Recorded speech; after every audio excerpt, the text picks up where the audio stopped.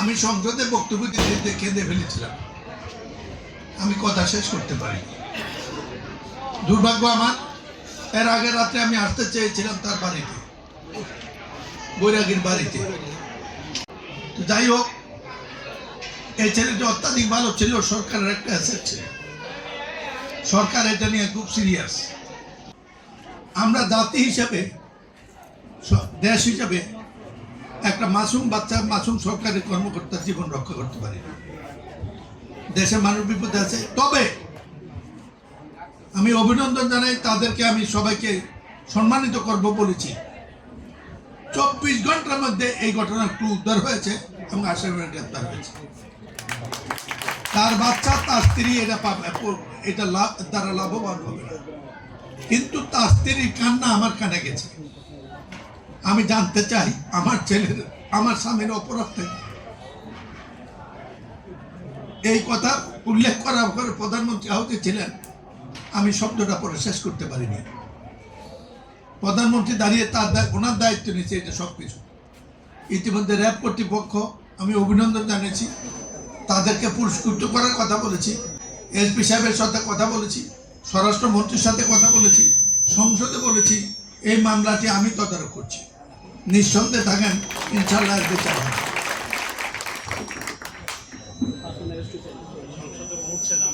আর ইতিমধ্যে, তবে এই কথা সত্য, আমি তার স্ত্রীর সাথে দেখা করে তার ওই কথা, আমি যতই বিচার করি, সরকার যতই বিচার করুক, ও তো ওর স্বামী ফিরে পাবে না, তার মাসুম বাচ্চারা তো বাবা পাবে না।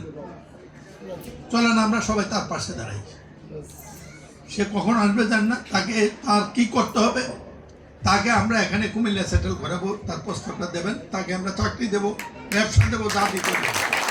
তার বাচ্চাটা নিয়ে এখানে সে থাকুক, আমরা, আপনারা দেখে রাখেন, আমরা বাকি চাকু আছে যেটা ও করতে পারবে না, বাকিটা আমি করবো। আলাপ করে আমি দুইবে মিলে তাকে এনে সেটেল যা লাগে। তার জন্য যদি খাট জমি বন্দোবস্ত করে দিত, আমরা বন্দোবস্ত করে কথা দিলাম। ও একজন সবচেয়ে মর্যাদাশীল, ভালো কোয়ালিটির সরকারি কর্মকর্তা ছিল। তার ডিপার্টমেন্ট থেকে সব অফিসাররা আমাকে টেলিফোন করে কেঁদে দিয়েছে, এত ভালো ছিল। তার ফ্যামিলি কবে আসবে আমাকে জানাবেন, আমি এসে দেখে, সাক্ষী একটু টাইম রাখো, আমরা এসে তার পরিবারের যা দায়িত্ব আমরা গ্রহণ করলাম। আমরা অপরাধ তোমার বাবারে জানতাম না, আমি আমার দায়িত্ব পালন করেছি, আমার প্রধানমন্ত্রী বলেছি, আমরা বিচলিত। তোমার কাছে আমরা তোমার সাথে দুঃখ প্রকাশ করছি। আমি এখনই এখানে মন্দিরে আসছিলাম, আমাদের সাবেক মেয়র সাক্ষী আছে। এখন তুমি কবে আসবা বলো, তোমার স্বামীকে পাবে না, আমরা তোমার সাথে আছি।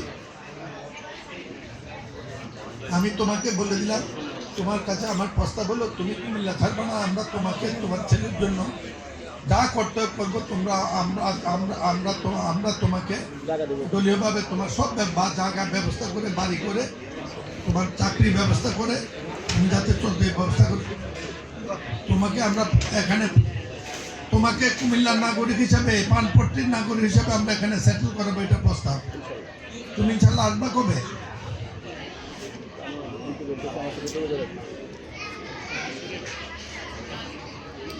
করে দেব, কথা দিলাম, কথা দিলাম রে বাবা, কথা দিলাম। কেন না, তোমার কাছে কথা বলার আগে আমি কথা বলে ফেলেছি। আমি তখনই আসতে চাইছিলাম, কিন্তু সেই মুহূর্তে তথ্য জানার আগে এসে কি বলবো, বিকালে আসবো বলছিলাম, পরে তারা বলে যে তুমি নাকি চলে গেছো। আমি কালকেও খোঁজ নিয়েছি তুমি আসছো কিনা।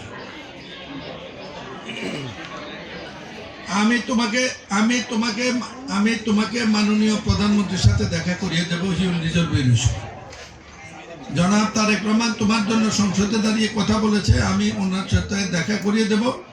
আর আমাদের যা করার আমরা তো করবো, তুমি আসো, ইনশাল্লাহ এখানে সব দায়িত্ব আমাদের।